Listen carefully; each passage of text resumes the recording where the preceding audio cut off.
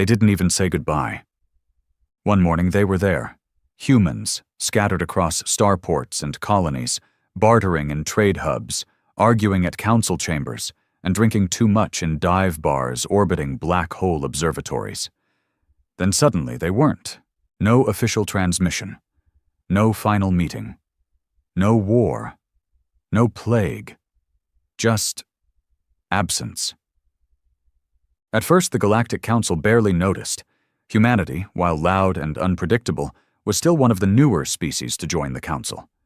They had arrived just 2 centuries ago, a blink in galactic time, but they had surged through space faster than anyone expected, colonized 13 planets, established trade with over 40 species, and started dozens of joint science programs. They were active, restless. But when they vanished, they left a silence, not just from the chatter, it was in the numbers. Galactic shipping traffic dropped by 17% overnight. Pirate activity increased because the humans' patrol fleets had disappeared. Even entertainment industries felt it. No more Terran dramas, no music, no stupid but addictive games. Still, the Council didn't panic. They called it a strategic withdrawal. Some species even celebrated. The Krell High Priest declared it divine justice for humans daring to push their fragile biology into sacred voids. The Valthuri simply shrugged. They were never built for peace anyway, one delegate said. But then the system started failing. Human-coded maintenance AIs abandoned their stations. Terraforming protocols reversed on 3 planets. Hundreds of joint research stations powered down simultaneously. In the cryostasis vaults of the asteroid belt, over 1 million human embryos were erased from the banks, deliberately. And that's when the fear began to settle. It was the Terran ambassador, old, wise, and known for never speaking unless he absolutely had to, who finally stood before the High Council and said, "You do not understand what you have lost. You should be afraid." The chamber laughed. At first. But one by one, the surviving diplomats and intelligence agents began to report similar findings. Humanity hadn't just left. They had cleaned their footprints. Every joint project with humans was destroyed or locked behind unbreakable encryption. Even cultural exchange databases had been wiped clean. It was like they had never existed. Except they had. And they had done a lot in a short time. And maybe that's what unsettled the Council most of all. Because deep down, everyone remembered the human trait they had ignored for so long. They learned fast, fought harder, forgave slowly, but most of all, they planned. And now, with them gone, there was a shadow stretching across the stars. A silence so complete it felt like the inhale before a scream.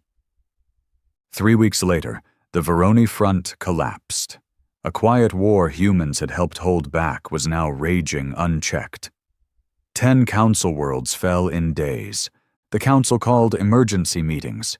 Systems were pulled from reserve fleets. Ancient races offered up dreadnoughts thought buried in peace treaties. But the dominoes didn't stop falling. In a private session, the serene archivist whispered what others feared to say aloud. What if they knew this was coming? What if they left because of it? But worse still, what if humanity hadn't abandoned the galaxy? What if they had simply stepped away to prepare? The first system to go completely dark was Halvran 9.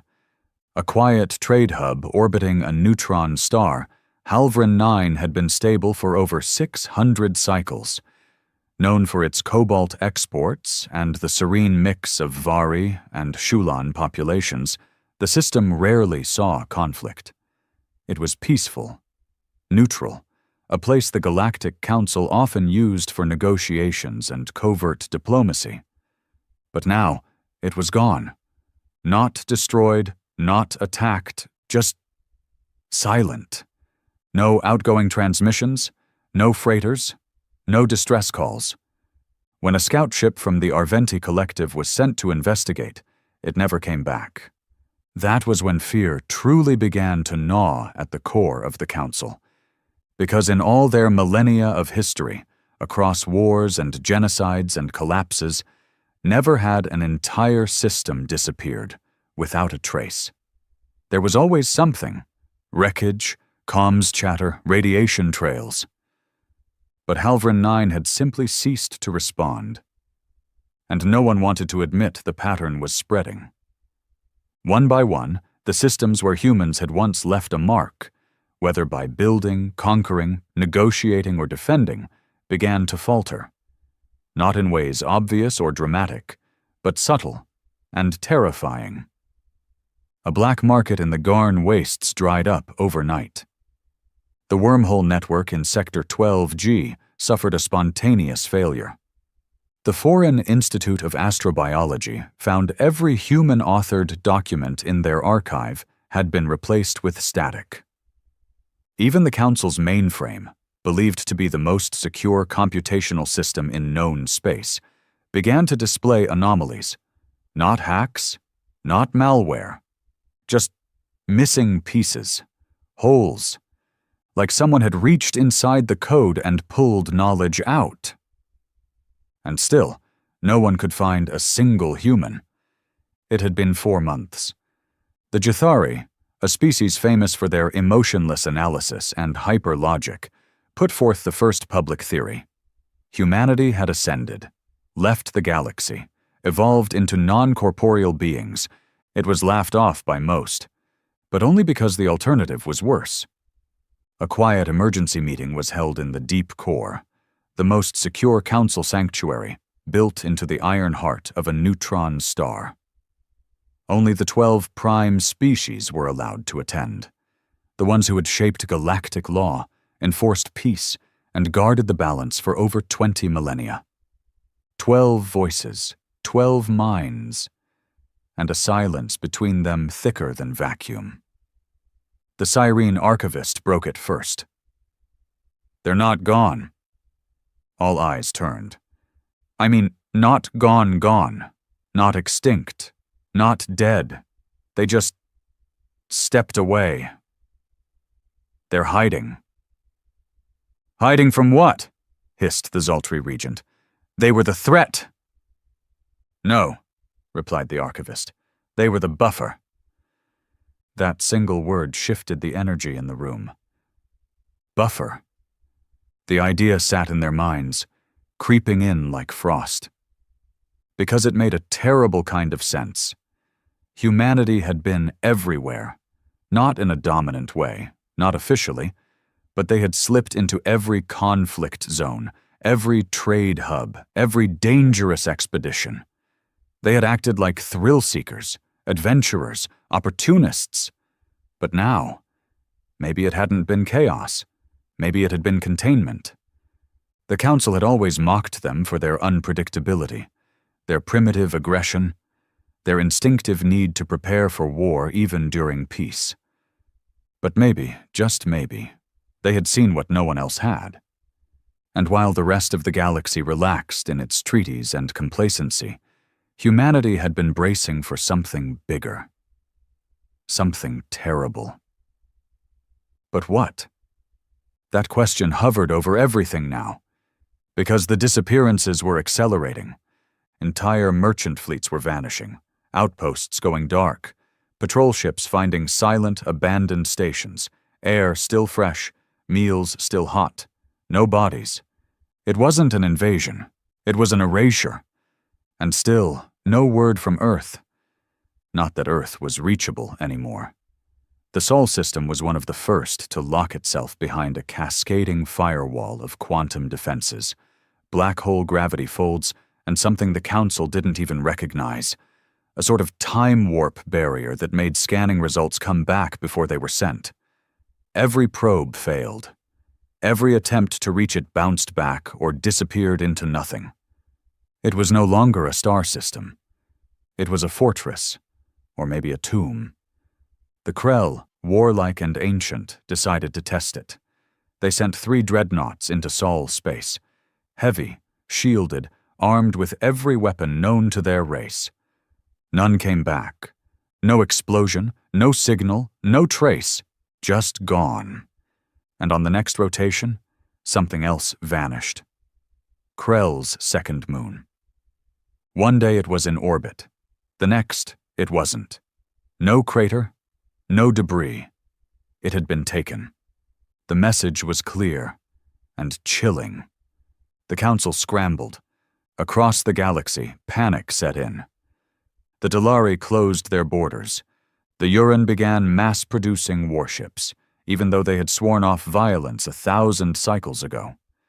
The Dren started hoarding food and converting universities into bunkers. But none of it mattered, because the systems that disappeared didn't follow a pattern. They weren't clustered by region, species, or strategic value. They had only one thing in common: human presence, past or present.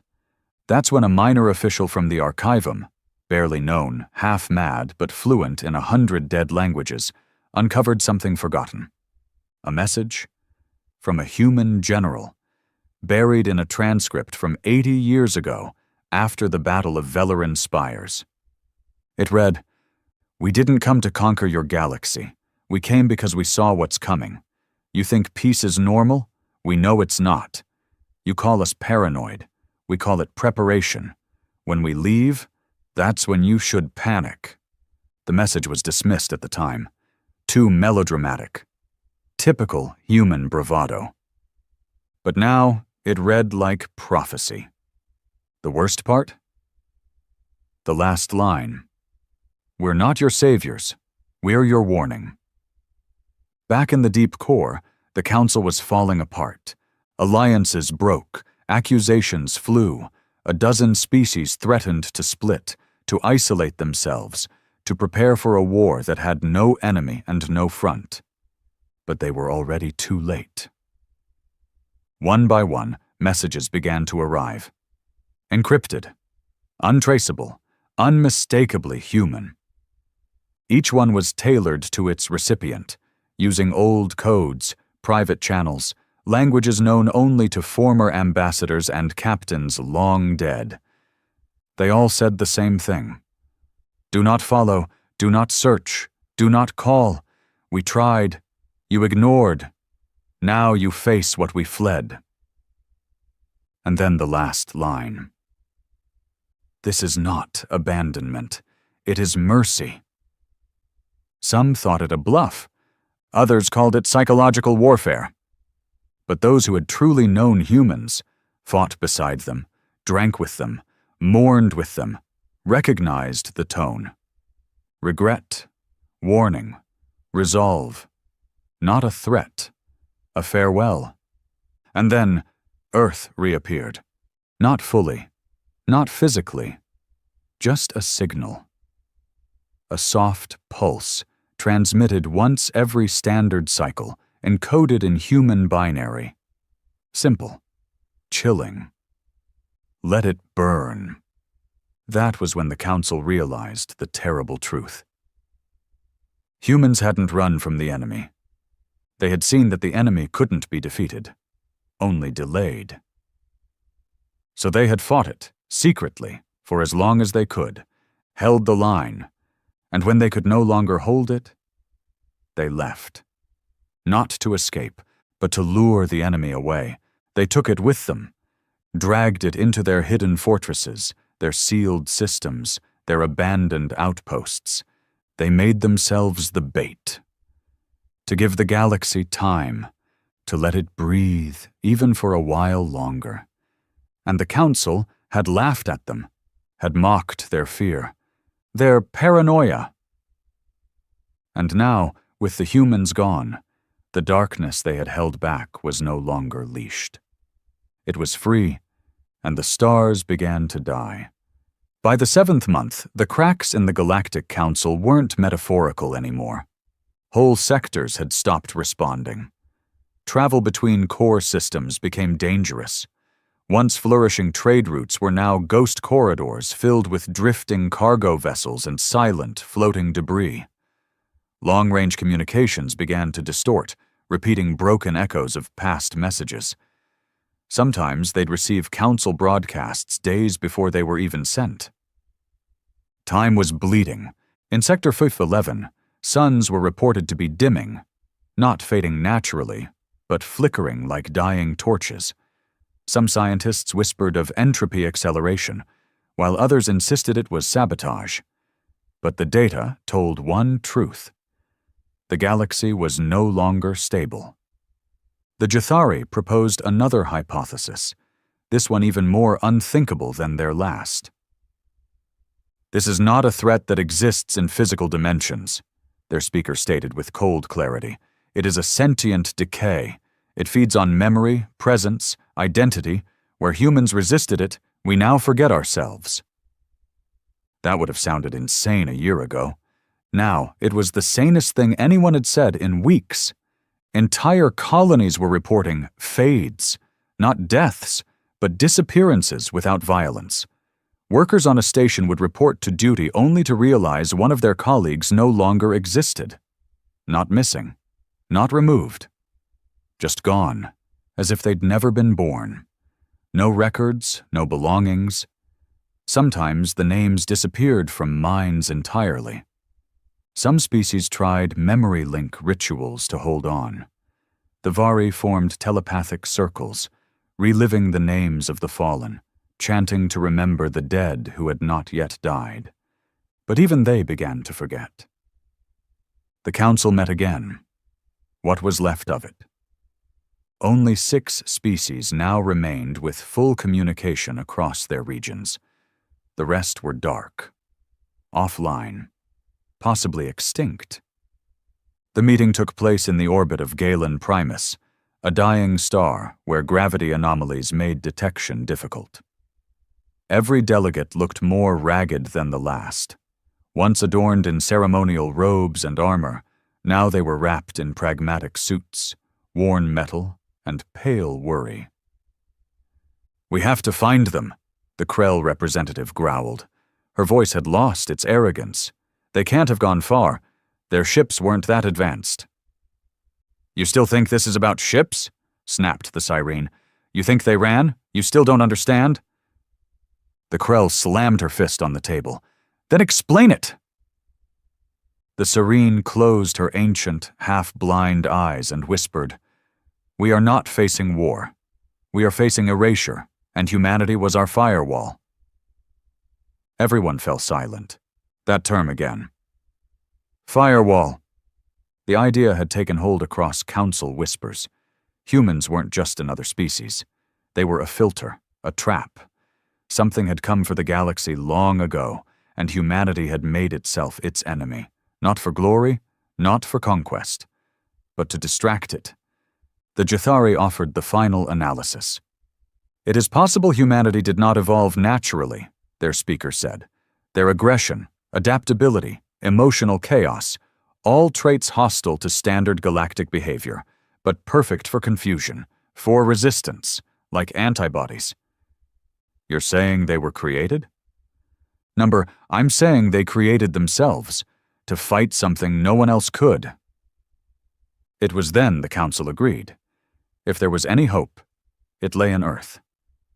But Earth was still closed. No ship had made it past the sole defense net. No signal had received a reply. Not even automated probes from within their own systems could breach the blacked-out zone that now surrounded the Terran region, until someone did. Not a ship. A voice. It came from the ruins of the Trilithium Relay, a system long abandoned and stripped for parts. A broken signal, distorted, fractured, but undeniably human. "Told you not to search." It repeated every 4.7 minutes. "Warned you, you didn't listen." Then finally, "You think this is about survival. It's not. It's about containment." The council went still. Every translator paused. And then the voice said something that chilled every species to their bone analogs. "It remembers you now." Across the galaxy, a subtle shift began. Stars dimmed slightly. Black holes pulsed. Even space, cold, empty space, began to feel aware, as if something behind it was watching. The next day, 2 more core worlds disappeared. Not exploded. Not invaded. Just erased. The digital star maps updated in real time. One blink, they were there. Next blink, only empty grid space. The names of the planets didn't appear on any charts afterward. People had to be reminded they even existed. Entire civilizational centers, forgotten like a dream. And then came the dreams. Species that didn't even sleep began reporting intrusive thought patterns. Dark oceans filled with screaming shadows, cities twisting into non-Euclidean spirals, faces without eyes whispering in dead languages. It was entering their minds. Whatever it was, it didn't need ships or fleets.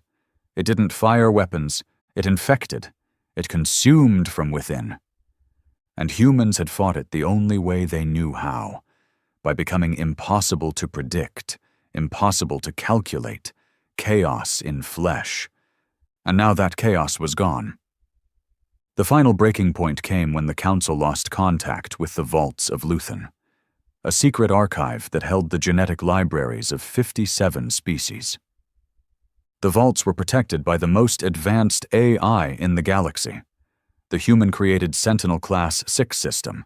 It was supposed to be impenetrable. Now, the mainframe was empty. Every stored DNA record, wiped. Every human record, deleted completely. The rest, corrupted, glitched. Some files had mutated, names warped into symbols that didn't exist. Species codes overwritten with static that crashed any system that tried to read them. And on the floor of the vault, etched into the titanium alloy, was a single sentence. "You should have let us finish the war." At this point, the Council stopped being a council. Each surviving species turned inward, pulling fleets, building bunkers, encrypting their systems and praying to whatever old gods they had left. But it was no use. Because the enemy wasn't coming from outside anymore. It was already in the data, in the thoughts, in the very laws of reality. And across a dozen systems, people began whispering the same nightmare. Earth, burning in reverse. That was the only way they could describe it. The image repeated across minds, dreams, simulations. Earth on fire, but the flames didn't destroy. They erased, rewrote. Buildings melted into bone. Skies turned to static. Oceans boiled upward into the stars. And in the center, a figure. Not a god, not a monster, just a man. Not angry, not weeping, just watching. Alone. The Council, what was left, reconvened for one last attempt. They sent a message, not through words, but a single symbol. One humanity had used in their final transmissions. A burning star within a broken ring, the symbol of the last wall. It was their emergency beacon, one no species but humans ever used. The message was simple. Please, come back. For 12 cycles, there was no reply. Then, finally, one word. From Earth. Translated from ancient Terran English. No. And then, silence again. But this time the stars pulsed once. Faint, but definite. As if in warning. As if humanity wasn't gone after all. As if they were waiting. Watching. Holding the darkness behind the veil. But barely. Because now, the galaxy had noticed. And the darkness was remembering. The darkness began whispering names. It started as static. Harmless, incomprehensible noise echoing through abandoned satellites and relay stations. Then came the patterns. Fragments of long-forgotten council meetings, intercepted human transmissions, snippets of music once broadcast from Terran colonies. Soon after, entire sentences crawled through the channels like insects under the skin of the galaxy. We see you. You are not alone. You left us nothing but noise. Now you will drown in it. The council didn't respond. Because there was no council anymore, just fractured fragments of once mighty civilizations trying to hold their pieces together. The core alliance was gone. The Krell Empire had descended into civil war. The Velthuri, once considered the most psychologically resilient species in the quadrant, had gone entirely silent. Not destroyed, not overtaken, just mute. Their star systems no longer pulsed in council tracking grids. Ships that tried to enter their space never came back. The few that did returned empty. Crew missing, walls scribbled with symbols that twisted when looked at directly. The Cyrene, keepers of memory, had started losing theirs. It was a cruel irony.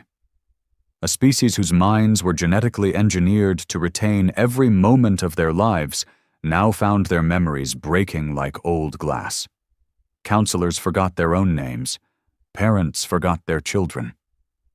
History began collapsing in real time. They reached out one last time to Earth. No response, not even static. Earth was now locked beneath layers of quantum encryption so thick it was barely detectable, like it had folded itself out of existence and chose not to be found. Like a bunker not against bombs, but against the very concept of being. The last surviving scientist of the Jathari proposed a new term, existential compression. Humanity didn't leave, he said. They imploded. Not in matter, but in probability. They collapsed their relevance, became statistically invisible, a ghost in the equations of causality.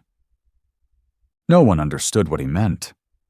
2 days later, he gouged out his own eyes with a data crystal and screamed a single word before jumping into the singularity chamber. Remember. No one spoke of him again. The galaxy was unraveling. But not chaotically. Not like war. It was clean, quiet, systematic. One by one, aspects of civilization vanished. Navigation maps glitched.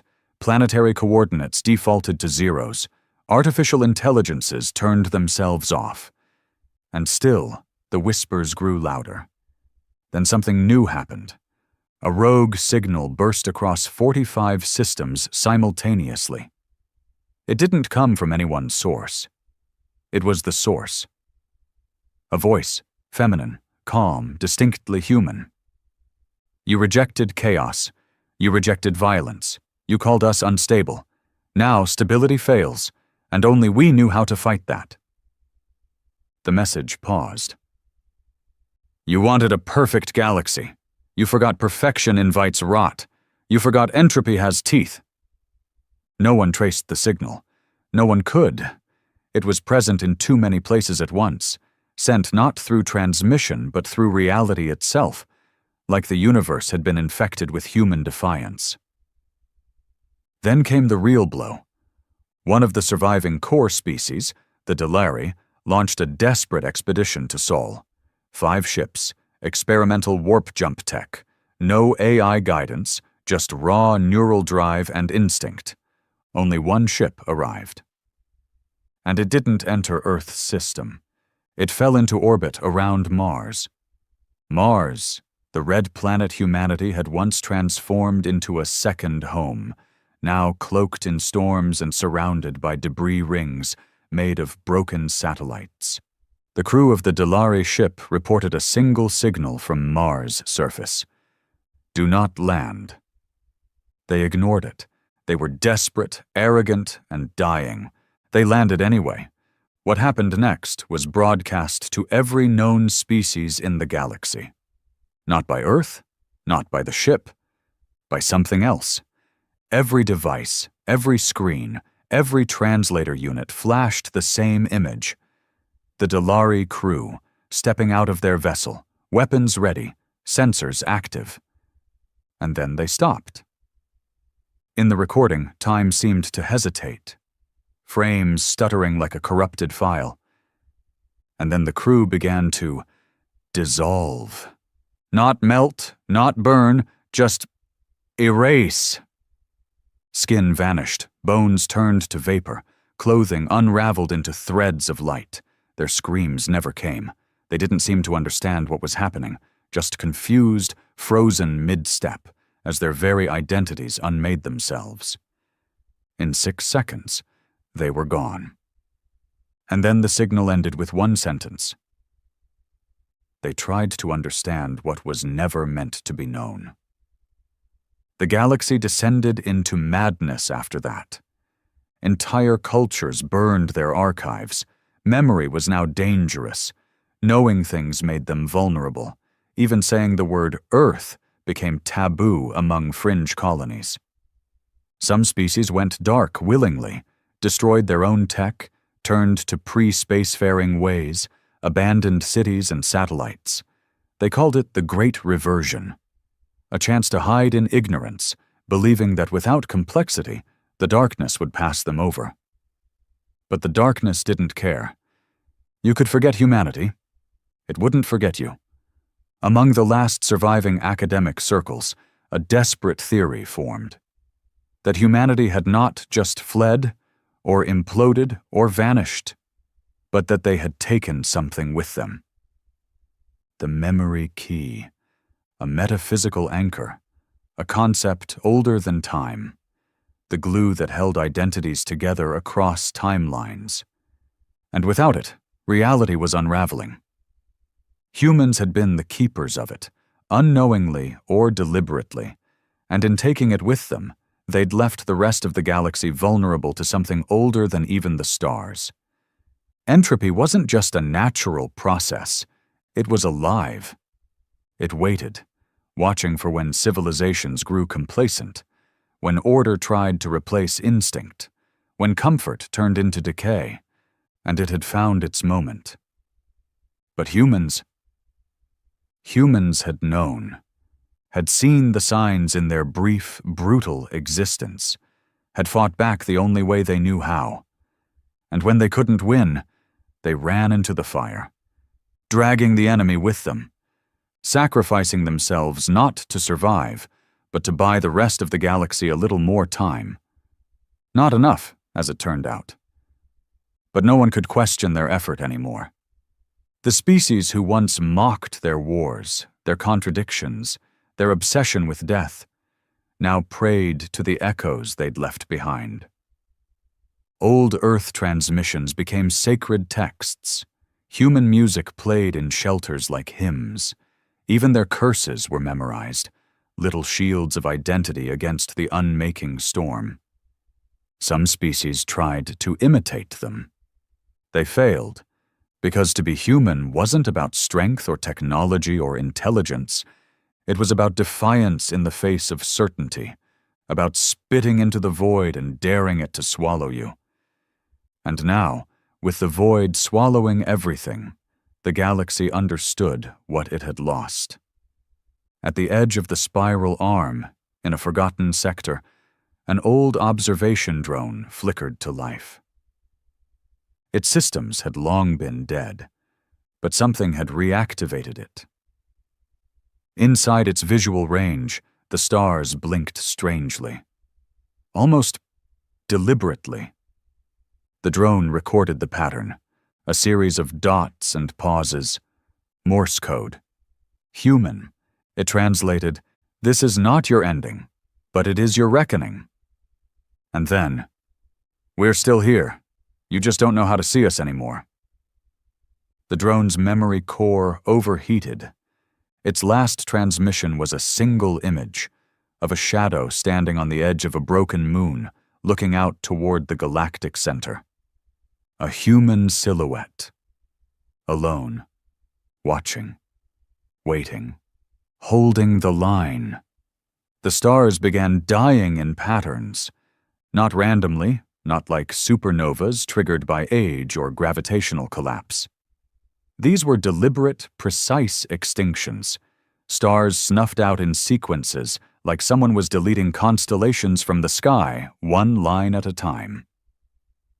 Astronomers who still dared to look called it the burn script. Across every corner of the galaxy, entire civilizations tracked it, desperate to decipher meaning from the death of their own heavens. In one spiral arm, the pattern resembled ancient human numerals. In another, it echoed the glyphs carved on Terran monuments in places called Egypt and Machu Picchu. The implication sent tremors through the surviving scientific communities. The darkness wasn't just destroying. It was speaking, and for those who could still hear human frequencies, it was doing so through them. But Earth remained silent. No messages, no ships, no warnings, just the dense, impenetrable curtain of distorted spacetime and inverted gravitational locks that had sealed the Sol system from the galaxy. Until now. The seal flickered. Not open, not broken, just leaked. Enough for one final broadcast to make it through. Not an alert, not a warning, not even a message, a song. A human voice, soft and low, whispering in old Terran English, a lullaby barely above a whisper. Hush now, stars, don't you cry, the dark will pass you by, the fire sleeps beneath our skin and waits to rise again. Beats, it played once across every known frequency. No one admitted it publicly, but nearly every sentient species wept when they heard it. Some cried because of its melody. Others cried because of what it meant, that humanity hadn't forgotten them. They had just chosen silence over chaos, isolation over annihilation, sacrifice over vengeance. In the fractured remains of the Uran conclaves, something stirred. The Uran had long been known for their pacifism, their absolute dedication to peace after centuries of war had nearly torn their race apart. For 3,000 cycles, they had outlawed weaponry, destroyed all military knowledge, and built a society founded entirely on diplomacy and healing. But now, their planetary archives glowed with light. Not from within, from below. In the oldest level of their deepest vault, a single door opened for the first time in millennia. Not because anyone accessed it, because someone had triggered it. A human handprint, encoded in ancient material from the first Uran contact team, was registered as active. The vault opened. Inside they found files not written by Uran hands. They were human instructions, labeled clearly. For when the silence begins. Inside the files, schematics, engines, weapons, psychological manuals on how to endure a war against an enemy that cannot be seen, heard, or even remembered. And at the end of the files, a single note. Written in a language the Uran had never learned, yet every one of them understood as if it were in their native tongue. We knew you wouldn't want to fight. We knew you'd choose peace. That's why we did the fighting for you. But when the walls fall, you'll have to choose again. The Uran didn't hesitate. Their council voted unanimously for the first time in recorded history. They activated the forges and began building ships again. Human ships. Meanwhile, in the shadow systems of the Dren, where memory had nearly collapsed and entire family lines had forgotten themselves, a miracle happened. A child spoke a name, not their own, not their parents', a name no Dren had ever spoken aloud in thousands of cycles. Amelia.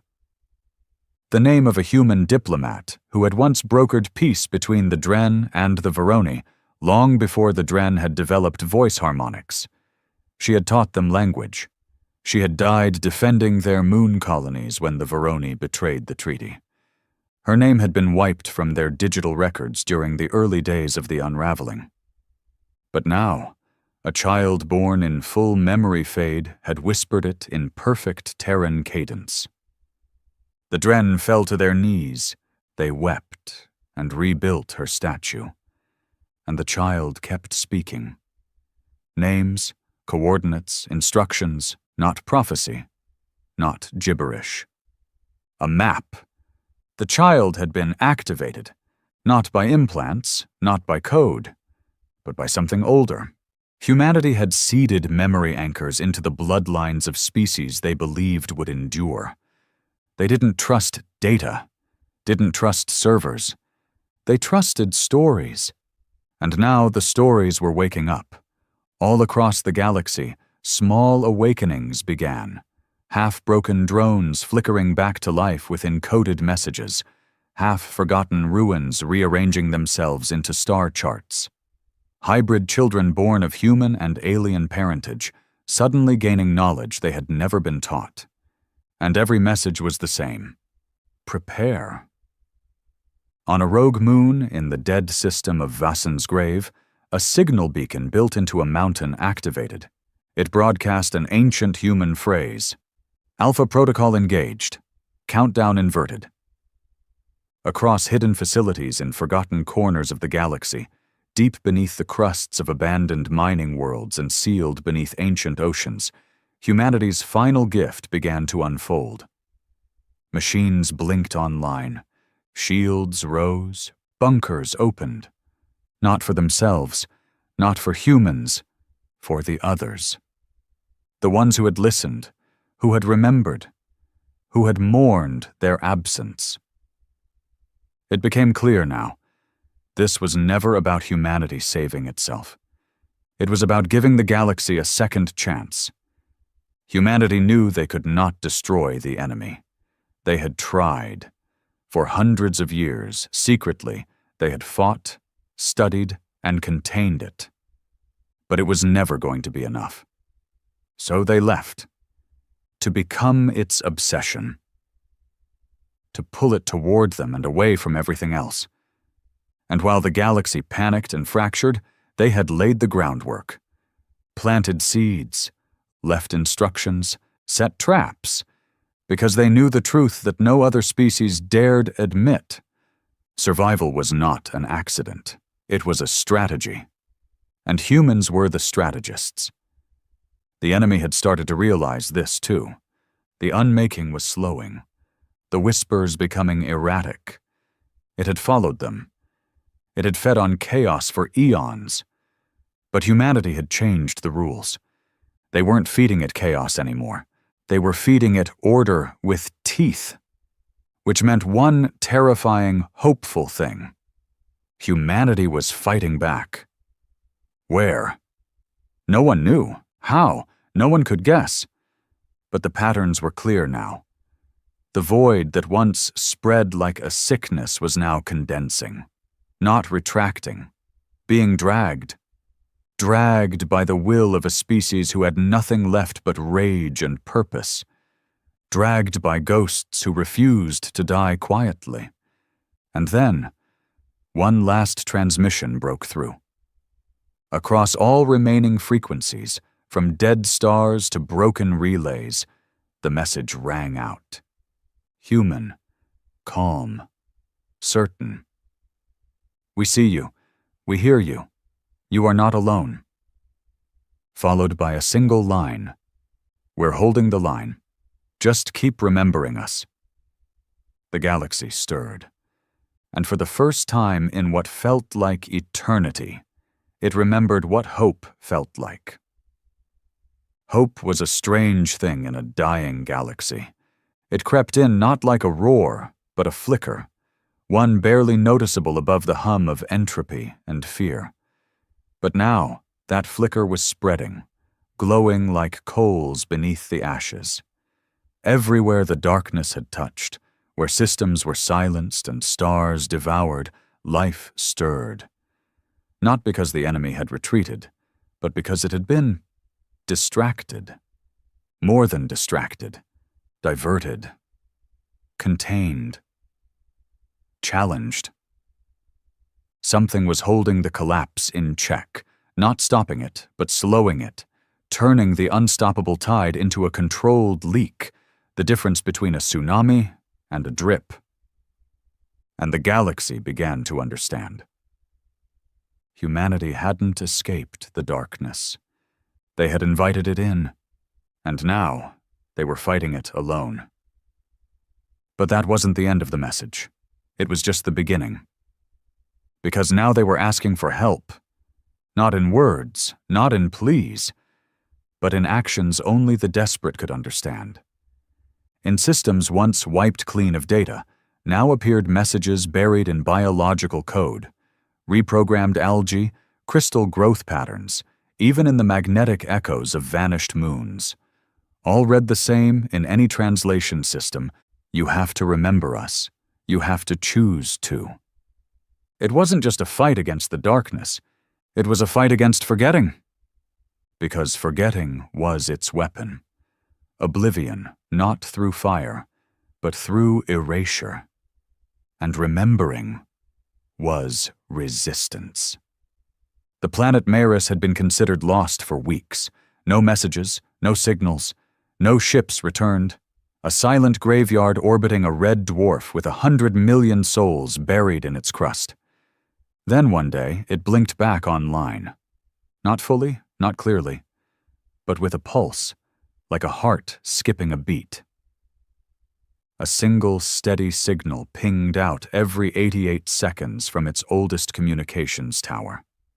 When decoded, it was just one word: Jones. At first, no one understood. Then an old historian among the Vorthians gasped aloud. The name belonged to an Earthborn engineer who had helped build the Maris planetary core when it was first terraformed. No statue bore his name.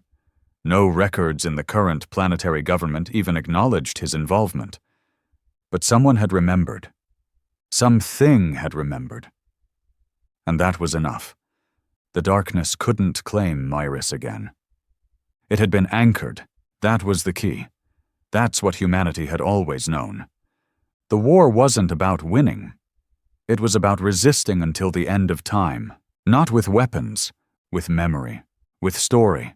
And now those stories were waking up. Across the galaxy, the silent allies of humanity, those too weak, too afraid, or too naive to act when humans begged them to unite, were finally finding their voice. The Uran had completed their first fleet. 10 ships, old in design but enhanced by human schematics, hidden under layers of emotion-based encryption. The ships weren't just armed, they were resilient. Their navigation systems used memory pattern logic, built to survive even if every map was lost. Their AIs were structured like myths, self-replicating across time. The Dren child who remembered Amelia now had followers, thousands. The child no longer slept. Didn't need to. Something had changed. Her body thrived on narrative energy, on being spoken of. The more people repeated her words, the more real she became. They called her the living archive. And she had a message of her own. They are building something, not a weapon, not a fleet, a cage. A cage for the darkness, a final permanent prison, a plan millennia in the making, the final human act. But it wasn't ready yet, because a cage isn't enough. A cage needs guards. And that was why the memories were reawakening. Not to resurrect humanity, but to prepare their replacements. The Krell, once warlords, now fragmented survivors, heard their own call. From deep beneath the magma layers of their third homeworld, something broke free. An ancient vault untouched since the pre-spacefaring era. Inside were no weapons, just a voice. Human. Male. Weathered. If you're hearing this, it means we failed to return. And that means you're next. But you don't have to fight the way we did. You just have to remember how we did it. Then coordinates. Then silence. The Krell war clans, once fractured, reformed under one banner. The Pact of the Final Memory. They didn't return to war. They returned to protection. They began rebuilding libraries, collecting stories, documenting everything. Because they now understood that the most powerful weapon wasn't destruction. It was truth remembered long enough to defy forgetting. In the Galactic core, the last surviving members of the original Council received a transmission. Encrypted, multi-layered, old enough to predate most of their recorded digital systems. It bore one symbol, a Terran flame, surrounded by 12 stars. The original UN Space Alliance insignia. Inside the transmission was a list, not of weapons, not of orders, but of people, names, species, acts of kindness. A merchant from the Delari who smuggled Terran refugees out of a war zone. A Velthuri scientist who stayed behind during the Black Flu and saved thousands. A serene poet who translated Terran loss into songs that helped entire colonies grieve. The list was titled, "Those Worth Saving." The final line? "If you're on this list, then this fight was never about us. It was about giving you a chance. Don't waste it." And yet, despite the hope, the darkness was not done. It still devoured systems, still erased names from history, still clawed its way into minds and made civilizations forget what the stars once meant. But it was no longer unopposed. Now it faced resistance in every memory spoken aloud, in every child taught a story of humans, in every culture that chose to remember instead of erase. In every heartbeat of those still fighting, humanity lived on. And across the ruined expanse of the spiral arms, strange beacons flickered. Not human, not alien. Something new. The first lights of a generation not defined by their origin, but by their purpose. And then, one final miracle. In the deepest system, one the darkness had already claimed, a blackened zone thought beyond saving, a ship emerged. Old Earth design, burned, scarred, half its hull missing, but alive. No weapons, just a message etched into its side in fire-resistant paint. "We're still here." And inside? No humans, just an interface, a hologram, of a Terran woman with gray eyes and a smile full of exhausted pride. She looked directly at the camera and said, "We've done all we can. If you're seeing this, then you're ready. We'll hold the line until we can't. But the cage is yours to finish." Then she added, "And when you do, tell our story right." The ship vanished into light, and the galaxy, wounded and reeling, began to build. Not for war, not for revenge, but for legacy. Humanity had left behind no empire, no monuments, no armies, just memories. And memories now were the most dangerous thing in the universe.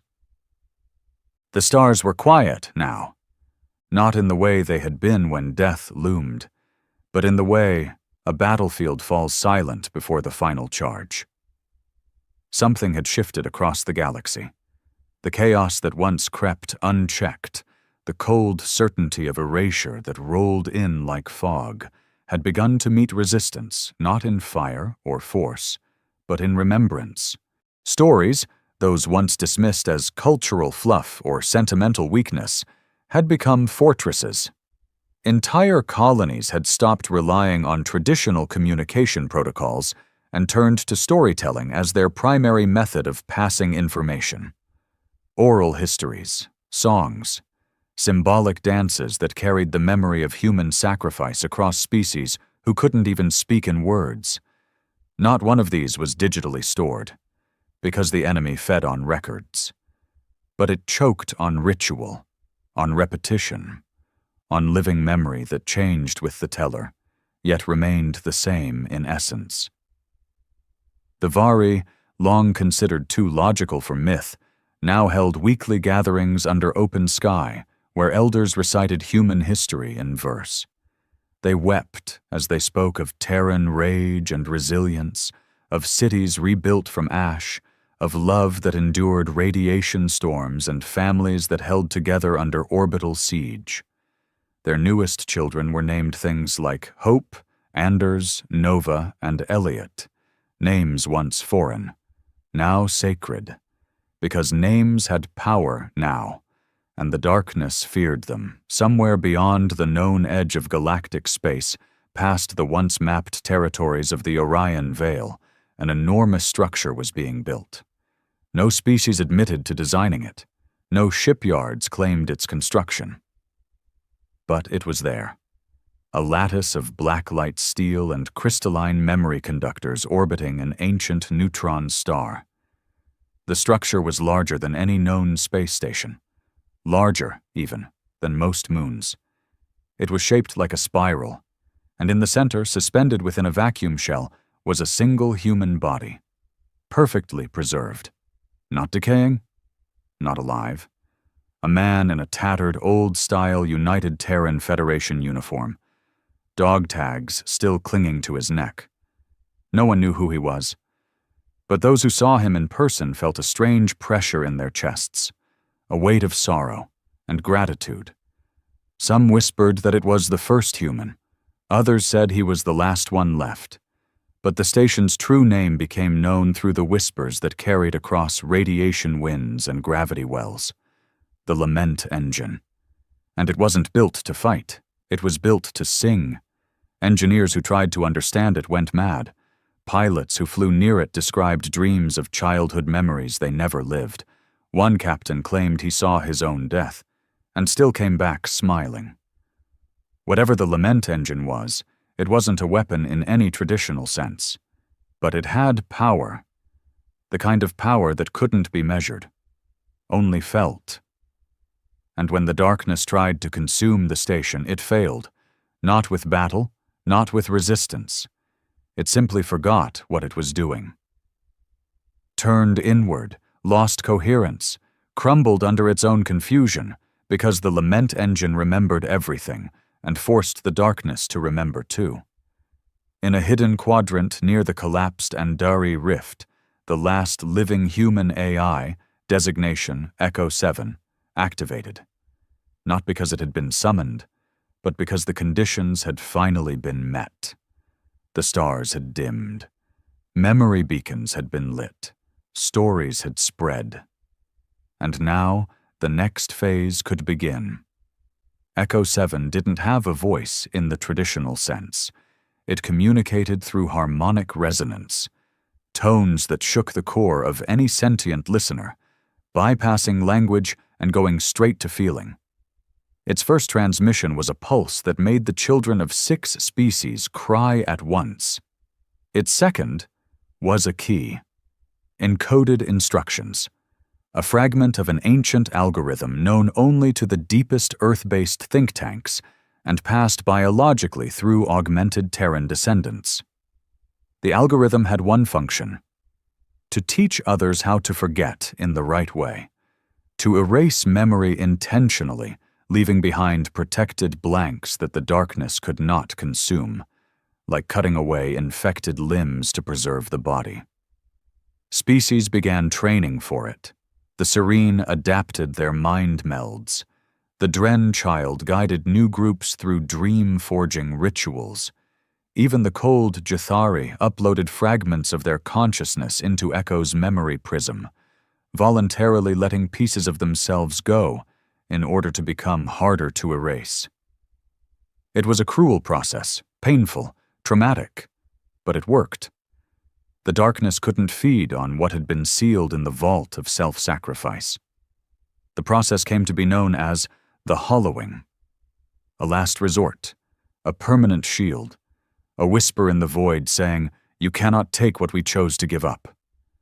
But it still wasn't enough. The darkness wasn't giving up. It had followed humanity across voids, into their hidden systems, into the places even light no longer entered, and now it was evolving, changing, learning. For the first time since it began devouring existence, it sent a message back. Not through words, but through corruption. Every galactic beacon, every linguistic AI, every ancient monument, and even the lament engine flickered with one phrase: "You were not made to resist. You were made to kneel." It was not a threat. It was a declaration, and in dozens of places resistance broke. Small systems collapsed, minds snapped. Children were born memory dead, souls clean, untouched and unreachable. The darkness was winning, not because it was stronger, but because humanity was running out of time. And that's when the cage began to move. The thing humanity had been building, not a weapon, not a fleet, but something bigger, began to hum across systems where no human lived anymore. It wasn't located in a single place. It was everywhere, and its name? Project Ashes. The name came from a Terran saying, buried deep in their literature and whispered across battlefields, "From ashes we rise." The cage wasn't a structure. It was a trigger. A synchronized, multi-layered sequence of psychological, technological, gravitational, and narrative anchors hidden across every species that had ever made contact with Earth. And now, they were all awake. Species who had once been enemies aligned their frequencies. Ruins of fallen empires began to resonate. The Dren child collapsed into a coma, but her pulse matched the heartbeat of the lament engine. The Jathari uploaded their remaining cultural code into gravity servers to spin memories into the vacuum itself. The Urin completed their final ship. Not to fight, but to sing. It was called the Memory of Fire, and it carried no crew, only a flame. The last remaining ember from a Terran hearth, preserved since the colonization of Mars. A spark of home, of origin. And when that ship reached the edge of the dark, when it passed through the veil where all things were lost, it didn't vanish. It lit up the darkness, and for one brief, impossible moment, the darkness screamed, not in rage, not in triumph, but in recognition, because it saw what it had forgotten. A memory older than even the stars, the sound of defiance, the feel of a mother's warmth, the stories whispered under blankets while the wind howled outside, the smell of dirt after rain, the pain of loss, the joy of rebellion, the laughter of children. And in that instant, for the first time, the darkness knew fear. And the galaxy knew. Humanity wasn't trying to win. They were trying to teach the universe how to fight back. Even in their absence, they had become the method, the structure, the rhythm of survival. They had rewritten what it meant to endure. And as Project Ashes reached its crescendo, the galaxy held its breath. Because the final phase was near, the cage would close, and then humanity would return. But not as they were, as something else, something the darkness had no name for. Not soldiers, not saviors, not gods, but legends. The stars began to remember, not in metaphor, not in poetry, but in function. Flares that once burned wild and aimless now pulsed in sync, each burst a perfect harmonic to the one before it. Dead quasars blinked awake and pointed themselves toward a single galactic vector. Worlds lost to chaos whispered names across gravitational waves, names of humans long dead, etched into space-time itself. All of it was pointing toward a convergence. Project Ashes was nearing completion, and the galaxy was ready. The cage wasn't a prison in the traditional sense. It had no walls, no weapons, no guards. It was made of stories, memories, emotions, the intangible glue that made species more than meat and instinct. It was woven together from the moments humanity had left behind, their victories, their betrayals, their unrelenting spirit. The darkness had laughed at them once, mocked them, consumed their worlds, their digital records, their monuments. But it never understood what it had failed to kill. What it couldn't erase. Imprint. The kind of imprint that echoed in DNA, in myths, in behaviors passed between generations, even when the language that carried them was gone. Humanity didn't need to survive in flesh. They had embedded themselves in everything else. They were not a species anymore. They had become a concept, and concepts couldn't die. Now, as Project Ashes reached its final phase, the lament engine released its last signal. No voice, no text, just a frequency, a single note. It rang out across the void and reached every system where memory still held. Every soul that had whispered a human name, every colony that had lit a candle for the Terrans. And that note unlocked what had been hidden. Buried beneath 100 fractured timelines, in dormant code, in the genetic spirals of hybrid children, in the heat signatures of old battlefields, and the subconscious dreams of poets. The return code. What followed wasn't an arrival. It was a remembering. The galaxy didn't witness ships descending from the stars. There was no great flash of resurrection. There was only a moment where everyone remembered humanity at once. And in that instant, they came back. Not as soldiers in armor, not as fleets of war, not even as flesh and blood at first. They returned as presence, as pressure on the soul, an emotional gravity that couldn't be defined but couldn't be denied. On the surface of Vornus 5, where the last Krell warlord stood ready to burn his world before letting it fall to the void, a shadow stepped forward from the flames. Human. No armor, no weapons, just a tired smile and outstretched hand. "Hey," the man said. "You held out longer than we thought." The Krell dropped his blade and sank to his knees. They returned on the frozen wastes of Ithor Prime, where a tribe of Valthuri had been reduced to telepathic murmurs and shattered mind bonds. A woman stepped down from a rusted escape pod, her boots cracking the ice. "Got a little cold here, huh?" she whispered, laying her palm against the snow. "We remember you." And suddenly, the ice stopped spreading. They returned in flame and light on the edge of the Maw Rift, where the darkness had begun to coil like a serpent ready to strike. And this time, it struck first. But it hit something it hadn't expected. It hit purpose. The first real counterstrike in centuries didn't come from energy weapons or antimatter warheads. It came from a question, spoken by the youngest Dren child, guided in a dream by the living archive. "Why do you erase?" And the darkness, in all its incomprehensible mass, paused. Because it had never been asked before. It had never thought to question itself. And that pause, that tiny, fragile hesitation, was the crack in its armor. Humanity widened it. They didn't fight the darkness with brute force.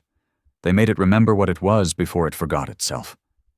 They fed it memories of creation, of first suns, of joy and pain and confusion, and the darkness screamed, not in agony, but in identity crisis. It tried to flee, tried to retract. But the cage was already built. Project Ashes ignited in full. 1 trillion memory nodes, emotional anchors, relics, ruins, rituals, binding the darkness into place. Not killing it, not sealing it, just forcing it to know itself. And that broke it. It could not exist in reflection.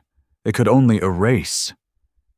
And now it was surrounded by everything it had tried to destroy, a galaxy full of people remembering not just humanity, but themselves, their weaknesses, their history, their flaws, but also their fight. That was the moment the final phase began. The final Terran vessel appeared not from hyperspace or slipstream, but through probability drift. The laws of physics bent around it. Lights dimmed in reverence. Artificial intelligence constructs kneeled. The ship had no engines. It was a song. A long, low hum, composed of 1 billion whispered memories. Mothers rocking children, lovers saying goodbye, soldiers whispering apologies before pulling triggers, poets crying out for peace. Its name wasn't spoken. It didn't have one, because its identity was already written in every sentient soul. It moved through the void like a sunrise, and where it passed, the unmaking stopped. The darkness folded inward, not defeated, but made known. That was the only real victory humanity ever sought.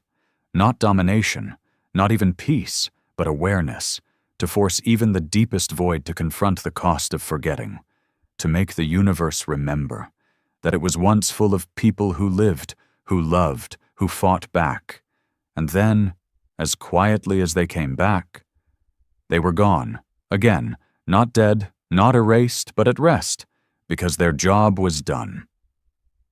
Project Ashes sealed behind a final layer of encoded memory, a trigger that would only reawaken if the galaxy ever forgot again.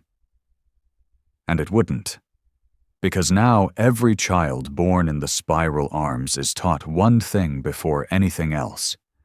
There were once beings called humans. They were not the strongest. They were not the smartest. But they were impossible to kill because they refused to be forgotten. In schools made of shattered ruins and rebuilt stone, teachers write the words in every tongue. We remember you, and stars, once dying, now pulse in rhythm again, carrying names across time, whispers in the void, ghosts of Earth, still watching, still waiting, just in case, because legends don't die.